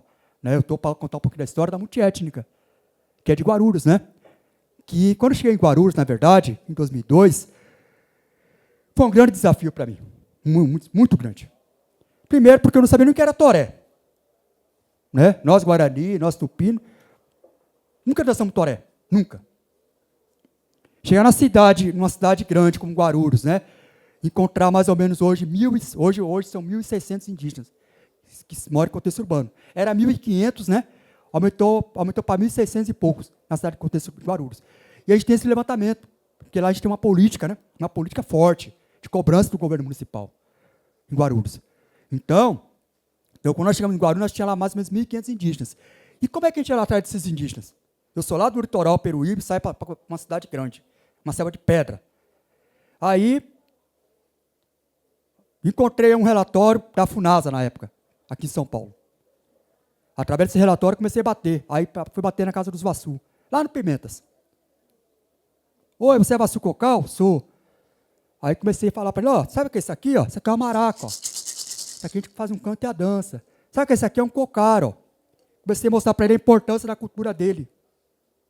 Sabe que essa saia aqui, ó? Essa saia aqui é a Imbira. Ah, mas Imbira não tem na minha aldeia, só tem aqui, só tem lá no Nordeste. Lá em Alagoas, no caso, né? Os Vassu falou para mim. Aí eu falei, então, mas na minha aldeia tem, lá em Itanhaém tem. Eu vou lá tirar para vocês, vamos lá tirar Imbira no Itanhaém. Aí peguei meia dúzia de Vassu Cocal, fui lá para Itanhaém, para o litoral paulista, fiquei uma semana com eles lá. Aí chegamos lá, para quê? Para poder fazer a primeira apresentação em Guarulhos, em 2009. A primeira apresentação, que foi onde aconteceu o primeiro encontro na cidade de Guarulhos dos povos indígenas. Através daí nasceu a política pública, onde nós começamos. Mas aí, chamei o pessoal de Bertioga, chamei o pessoal de Ubatuba, chamei o pessoal aqui de Parelheiros, chamei o pessoal de Peruíbe, chamei a Catarina também, que estava na época lá no Bananal, chamei, vamos embora. E vieram para Guarulhos fazer um encontro em 2009. Através daí nasceu um documento. Um documento é muito importante, um documento. Né? Infelizmente, hoje, tudo tem que ser documento. Através desse documento, qual que era a maior reivindicação nossa? Era um território. Era um território indígena para que o pessoal do Nordeste pudesse ter um chão para dançar o seu toré. Você imagina o Pataxó sair daqui de São Paulo para a Bahia dançar o toré. Você imagina a Ourita Tabajara sair daqui de São Paulo para ir lá para o Ceará dançar o toré. E assim por diante. Então é muito difícil, né?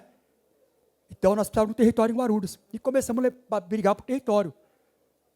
Mas só que também a nossa preocupação maior até o dia de hoje é o contexto urbano.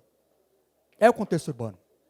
O contexto urbano é o que mais sofre. É o que mais sofre discriminação. É uma bandeira hoje que eu levanto pouco, né? Eu levanto pouco hoje o contexto urbano. Porque hoje ou me preocupo com a aldeia multiétnica, ou então sair da aldeia e vou brigar na cidade. Então eu não posso fazer duas coisas ao mesmo tempo. Ou eu faço uma coisa ou faço outra. Para o contexto urbano, só vou no último caso. Quando vejo que o negócio está pegando fogo, eu saio de lá, opa, vamos lá resolver. Né? Então, porque infelizmente, perante a cidade de Guarulhos, eu que represento aquela cidade grande, como indígena. Pode bater qualquer porta lá, falar do meu nome, Auá, igual Ayrton Krenak. Quem não conhece Ayrton Krenak? Pode bater qualquer portinha lá, falar o nome dele, que a porta abre tudo assim. Ó. E quando eu cheguei aqui na cidade de São Paulo, eu usava o nome do meu tio, Toninho Auá. Toninho Auá, para mim, foi minha referência, e é minha referência até o dia de hoje. Toninho Auá, para mim, é um exemplo de vida no estado de São Paulo. Foi um grande, aliás, ele é um grande cacique. É um grande cacique dentro do estado de São Paulo. Então, eu aprendi muito com meu tio. Muito mesmo. Então, onde eu chegava, eu falava, sou sobrinho do Toninho Auá. O pessoal, opa, peraí, vamos conversar com você. Então, foi quando em Guarulhos eu cheguei lá, chegamos lá, brigamos por território. E quando foi 2009 até 2013, a gente não avançou nada. Mas já em 2013 a gente conseguiu na cidade de Guarulhos a primeira unidade básica de saúde para atender a população indígena no contexto urbano. Então, em Guarulhos tem a primeira referência para atender a população indígena na cidade de Guarulhos. O pessoal do contexto urbano. E aí começa a nascer a política pública. Quando foi, nesse mesmo ano de 2013, a gente fez a primeira conferência municipal de saúde indígena, tudo referido à questão indígena. Tem que ter nessa base, ó, é indígena, batendo nessa tecla. E aí foi quando a gente conseguiu, lá em Brasília, aprovar as 22 propostas. E começamos a batalhar em cima dessas propostas. Em 2017, o prefeito atual, né, segundo mandato, ele assumiu a prefeitura de Guarulhos, e aí fizemos uma reunião no Paço Municipal, e ele designou, falou, ó, pegou 3 pessoas da secretaria. Ó, a partir de hoje, quero que você saia daqui hoje, levanta uma terra aqui em Guarulhos para meus índios. Aí reuniu 3 pessoas. Aí na segunda-feira começava a fazer o levantamento. Com 15 dias, levantaram 2 territórios para nós em Guarulhos. Um território na Água Azul e outro território no Cabo Sul. Aí marcou a reunião. Aí vai nós lá conhecer o território. Conhecemos o primeiro território, não gostamos, porque era bem assim, ó. E aí a questão da legalização era mais difícil. Aí foi quando mostrou o segundo território. Quando mostrou o segundo território, nós se apaixonamos. Porque o que tinha mais gostava água. Que era água, tinha. Então, é aqui que nós vamos ficar. Aí o pessoal saiu. Aí começou a nascer um projeto para esse território. De moradia, de escola, enfim, tudo que você imaginar nasceu para esse território. Da prefeitura para nós. Ainda bem que não foi de nós para eles, né? Nasceu do governo para nós. E, nesse mesmo ano de 2017, o governo prometeu que ia dar concessão na terra para nós. Ainda bem que não deu, viu? Ainda bem, graças a Deus. Porque se ele tivesse dado a concessão na terra para nós, hoje nós não estaríamos lá dentro desse território. Nós só poderíamos entrar nela quando tivesse tudo pronto, né? As casas, 50 moradia, posto de saúde, escola, enfim, tudo, né? E nós descobrimos que o quê? Nesse mesmo período, nós descobrimos o quê? Descobrimos que o governo não tinha dado entrada nenhuma para poder legalizar o território. Aí, o grupo de pessoas começaram a se organizar. Já que o governo não deu entrada em nada, então vamos ocupar ela. Vamos fazer a retomada. Vamos fazer a retomada. E aí aconteceu o encontro em 2017 indígena, onde reunimos várias aldeias para essa festividade. E aí o encontro aconteceu em agosto, né? Quando foi aí de agosto até outubro, nós se organizamos contra o povo. E aí foi quando 27 de outubro, à tardezinha, quase no pôr do sol, nós, vamos lá, vamos para a nossa terra lá. Nós entramos. Mas antes de nós entrar, nós preparamos todo o documento já para enviar para a FUNAI, Ministério Público, para poder ter a garantia de segurança, né? Enfim, aí foi no dia 27 de outubro de 2017, fizemos a primeira retomada de território no município de Guarulhos. Aí nasceu a aldeia multiétnica. Essa aldeia multiétnica é formada por 9 povos. Desses 9 povos, tem dois povos que falam o idioma ainda, a língua materna, que no caso é os Cariri-Chocó e o Tupi, no caso, né? Sou eu. Mas quantos moram na sua família? Só mora eu, tá? Que a minha família mesmo, nenhum deles quiserem mudar para a aldeia multiétnica. Eles querem ficar cá no seu território mesmo, tá bom? Então só mora eu lá com a minha família. Mas assim, a aldeia é formada por vários povos. E aí tem Tupi-Gavião, tem Pancararu, tem Pancararé, tem Chucuru, tem Cariri-Chocó, tem Chucuru-Cariri, tem Vassu, e são vários povos lá dentro. Tem Machacali, tem Guajajara, tem Timbira. Então são vários povos que vivem lá dentro. E aí quando a gente começou o quê? Um ano de retomada, a gente fez divisão de espaço. Então nós temos o espaço principal, que é a nossa oca central, e dessa oca começamos a dividir os povos, né? Por quê? É uma forma de se organizar com o povo. Mas por que dividir? Porque a minha cultura é uma. E quando fala da espiritualidade é diferente também. Por exemplo, a espiritualidade tupi é uma. A espiritualidade pancararu é outra. Então, cada povo lá dentro, ela tem sua espiritualidade e seus costumes.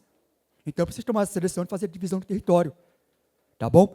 Então, assim, hoje, nós somos lá em 32 famílias, 26 famílias. Então, de um lado mora 26 famílias da multiétnica, e aí do outro lado mora 6 famílias do povo Vassu-Cocal, né? Então, lá nós temos somos hoje 2 aldeias. Então, temos a aldeia multiétnica, na qual eu sou um dos representantes, né? Mas lá quem manda é as mulheres, viu? Tá? Então, quando vocês falam assim, quem manda lá? Quem manda são as mulheres. As lideranças, elas são mulheres. Então, assim, eu só sou mesmo para apoiar, né? Apoiar no que for necessário. Mas quem manda lá mesmo são as mulheres. Então, as mulheres que decidem lá o que é melhor para a aldeia. Igual agora, vamos fazer isso, Auá? Vamos. Então, estou junto com vocês. Igual ontem passamos um dia ali cortando mato. Né? Então, mas elas trabalham bastante também. Então, lá, a nossa liderança hoje, no começo eu criei liderança de homens, né? Em 2017, liderança de homens, mas eu vi que não foi muito bom, né? Essa liderança só de homens. E aí aconteceu, foi há 4 anos atrás, eu resolvi refazer o grupo de lideranças. Aí, onde hoje, quem assume lá hoje, a maioria são mulheres indígenas, tá bom? Então, elas que se reúnem, acho que é melhor, e eu só me meto às vezes só. Às vezes eu escuto muito elas. Porque é muito importante ouvir as mulheres indígenas. Não é? Porque minha mãe era cacique. A minha tia Nambi, lá de Miracatu, é cacique. Então, as mulheres também têm que ter essa autonomia. Não é porque a gente é homem, né? Não, tem que dividir também essa responsabilidade. Tá bom? Então é isso, né? Então, é agora em agosto, agora, no dia 30 de agosto, não, 30 de agosto, 31 de agosto e 1º de setembro vai acontecer o nosso 17º encontro dos povos indígenas da cidade de Guarulhos, onde vai reunir 300 indígenas dentro da aldeia. Tá? Então vai ser um grande encontro, mas não é festa, né? É um momento da gente reivindicar também, né?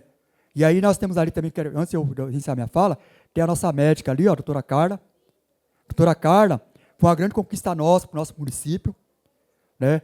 Então a doutora Carla já hoje está formando uma equipe médica para atender não só a aldeia, mas a cidade de Guarulhos, a população indígena. Então, para nós, hoje, quando fala de Guarulhos, eu posso falar com todo orgulho. Então, hoje, Guarulhos hoje é um governo que olha para nós, que ouve a gente. Se não ouvir também, já sabe, né, Ailton? Vai na lança, vai no arco, né? Vai no catap e tem que ouvir nós. Né? Então, assim, lá funciona dessa forma.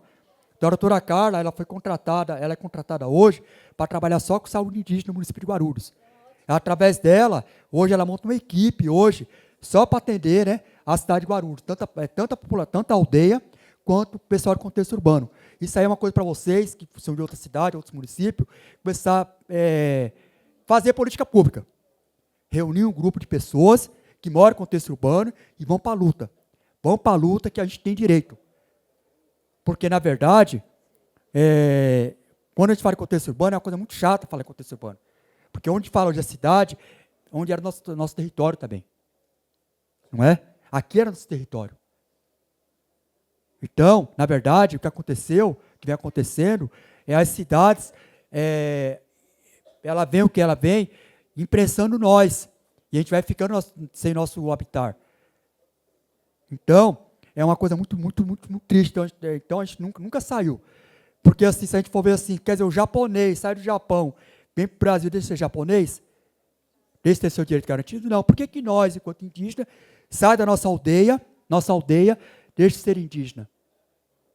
Porque o governo, ele via, né? Ele via dessa forma. Hoje está mudando, né? Hoje o pensamento do governo está mudando. Não é?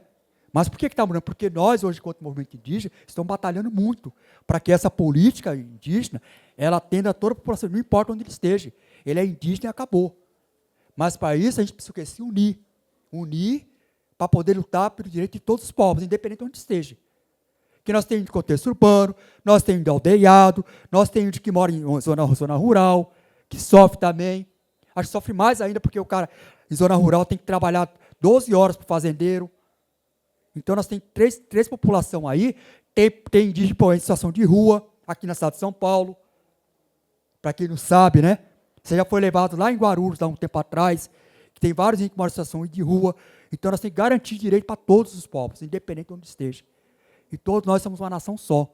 Embora falamos no Brasil hoje 35 povos e 274 línguas, mas somos uma nação só. Só muda sou Tupi, ele é Terena, ela é Tabajara, ela é Caigangue, né? É Caigangue? Mas, enfim, somos todos um povo só. Aí nós temos nosso grande irmão Ailton Krenak, mas, enfim, somos todos uma nação só. Tá bom? E é isso.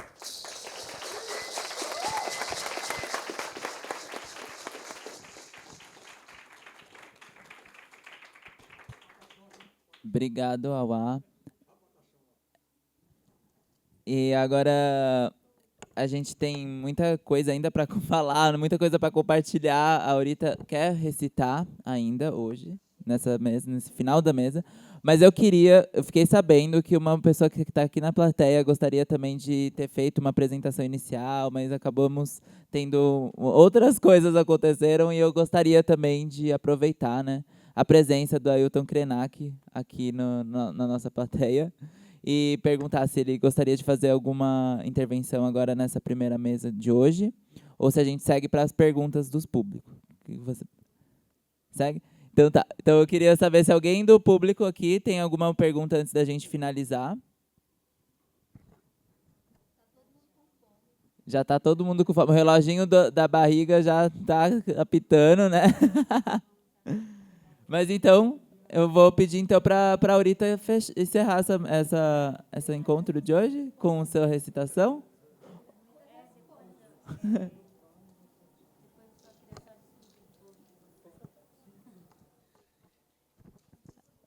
Eu vou escutar a parente, mas eu queria também despedir a todos vocês, né, e agradecer a toda a organização pelo evento, né, e a comissão, a curadoria, os parentes daqui, parabenizar por essa iniciativa, né, da criação desse projeto do Museu dos Povos Indígenas.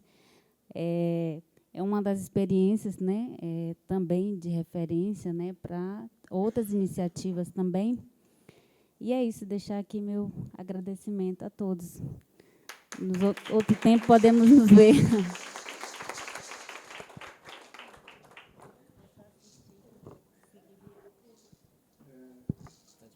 Alô. Então, eu quero agradecer, primeiramente, a Deus, por estarmos aqui, junto, falando nossa aldeia. E eu estou indo embora 1 hora, né?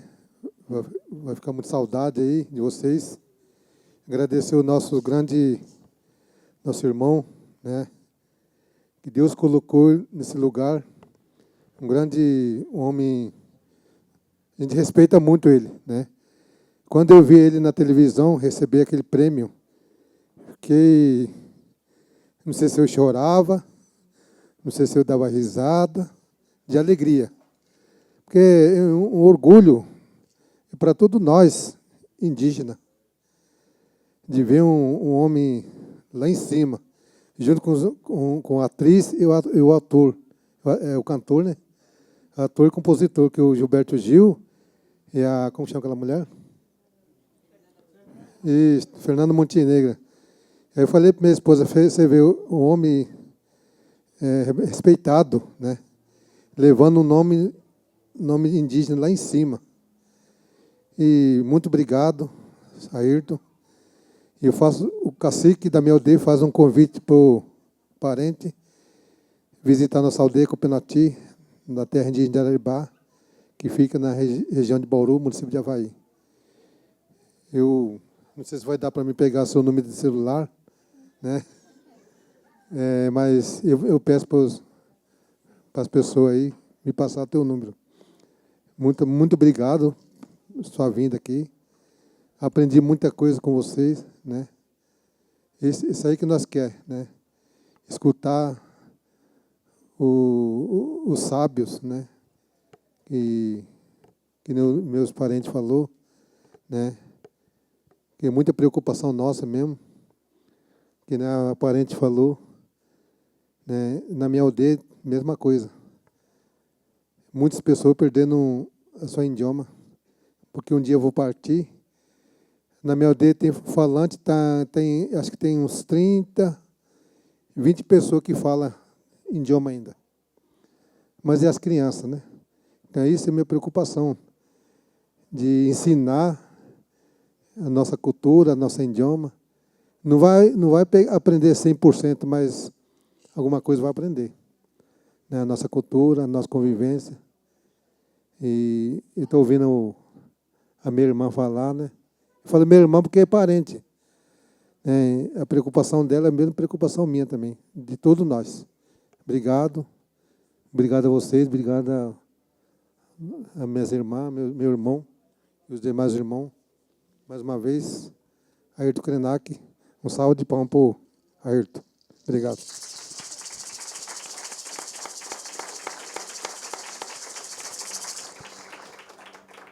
Agora eu queria que a Márcia fizesse suas considerações finais aqui. Palavra. Bem rapidinho, então, já está passado de meio-dia, né? Mas eu gostaria também de agradecer muito, dizer que eu estou super feliz de estar aqui, falando um pouco do trabalho que a gente vem tentando desenvolver, né? E lembrar, né, que muitas vezes a gente fala em bilinguismo, né? Que parece um negócio assim muito tranquilo, mas a gente vive um bilinguismo que a gente chama de assimétrico. E o que eu entendo por isso? Lá atrás, 1500, todos os dispositivos para apagar as línguas foram acionados lá atrás e ainda estão.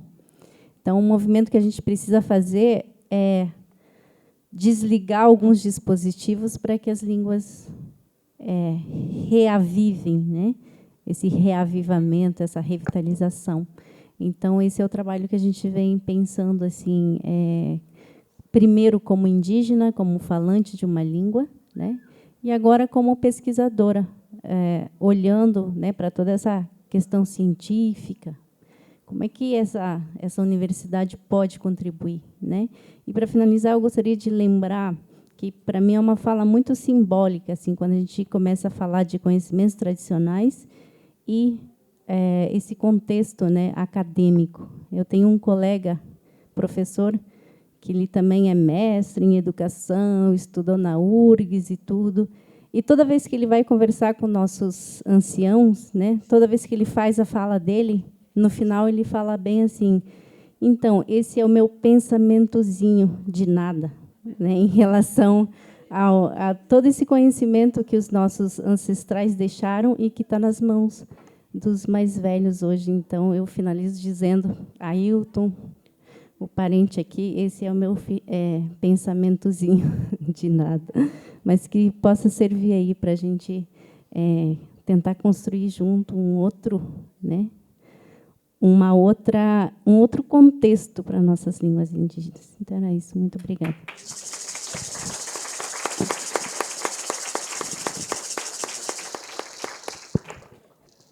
Muito bom. Então, mais algum convidado quer? Quero fazer um canto só. Tá. A Aurita combinou comigo que ela ia fechar. Então... Ah, tá. Então você primeiro. Tá bom, então. O canto é mais importante. Primeiro, o ano passado, eu tive um problema de saúde, que precisei fazer uma cirurgia, assim, meio... Já tinha mais de 3 anos que eu estava esperando na fila do SUS. E aí as minhas parentas fizeram uma campanha nas redes sociais para tentar adquirir dinheiro para pagar essa cirurgia, né? E aí a gente não estava conseguindo. Aí um dia, Ailton Krenak me ligou e disse assim: tu sabe que agora eu fiquei rico, né? Agora eu posso pagar a tua cirurgia. Então, eu quero agradecer aqui em público o Ailton Krenak.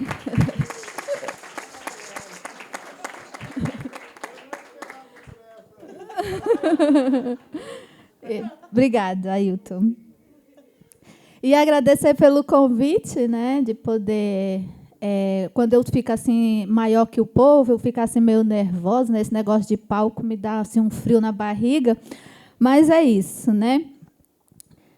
Dizer que é muito importante ouvir, aprender com os parentes. Isso é para a gente que nasceu lá no interior, e nos Cafundó do Juda, lá no Ceará, e, de repente, precisou vir para a grande cidade para poder afirmar, eu não gosto dessa palavra afirmar, mas resistir e dizer que a gente é indígena, eu sou uma tabajara, em qualquer lugar que eu chegar, em qualquer lugar que eu tiver. E quando a gente está com os parentes, né, a gente chama parente porque somos filhos da mesma mãe, que é a mãe natureza, o mesmo pai, que é o mesmo universo, a gente se fortalece, né? Então, a gente volta para a nossa casa mais fortalecido espiritualmente. E uma das coisas que eu gosto muito é de me exibir, né, declamando o que eu escrevo. Eu estava aqui com 2 textos meio na dúvida, sem saber qual que eu declamava, mas esse ficou aberto, vai ser esse aqui. Pedir aqui a ajuda da tecnologia, né, porque eu não decorei o texto. Minha avó conta histórias de magia e encantamento, do meu empoderamento mesmo antes de nascer. Este mundo conhecer, pois não tinha experiência, minha mãe na adolescência me pariu sem ter amor. E o que vem depois da dor? É de muita resistência.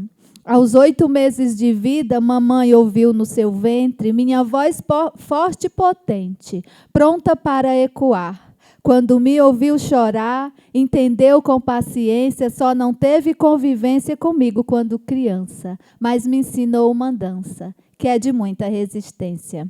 Fui criada por vovó, me pegou quando nasci.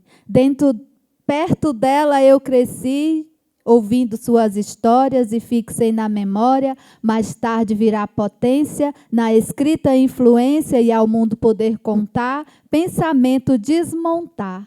Continuo na resistência. As ancestrais já falavam, quero dizer em cordel, não para ganhar troféu, mas para a lei refletir, com outras não repetir, todos terem consciência, sou feita de inteligência, para a mulher ser respeitada e não mais romantizada, porque serei resistência.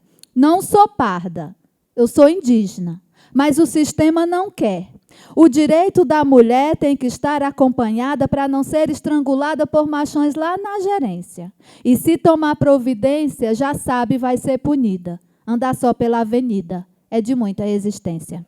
Escrevo para seguir, o espírito fortalecer. Quem sou eu não esquecer do mistério da criação? Não importa a definição. A escrita que dê sequência. Escrevo sobrevivência e o preconceito acabar. Não para ninguém agradar, porque serei resistência. Obrigada.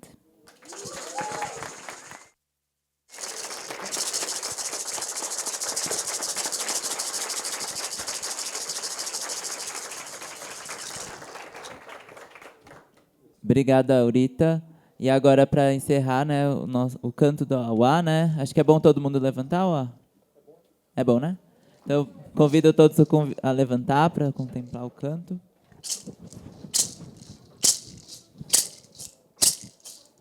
Aê, aê, aê, Imarangatu. Aê, aê, aê, Imarangatu. Aê, Catu e Marangatu,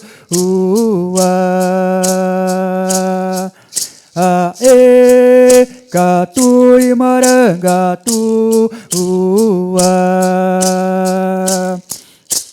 Nhangue jari parivi. Aê, aê, aê, Imarangatu. Aê, aê, aê, Imarangatu. Aê, aê, aê, Imarangatu. Auei, auei, auei. Anheté. Esse canto é, enfim, né? Os cantos que a gente faz, né, tanto os Tupi quanto os Guarani, todos os cantos são sagrados, né? Então é sempre na nossa aldeia, a gente canta para agradecer a Nhanderu, né? Nhanderu por tudo que ele tem feito por nós, né? Porque se não fosse Nhanderu, a gente não estava aqui, né? Inclusive eu mesmo, desde dezembro, venho passando grandes desafios, né? Sobre saúde, né? Mas Nhanderu, ele é muito, muito bom com nós, né? Muito bom, muito generoso. Nhanderu significa Deus, tá, pessoal?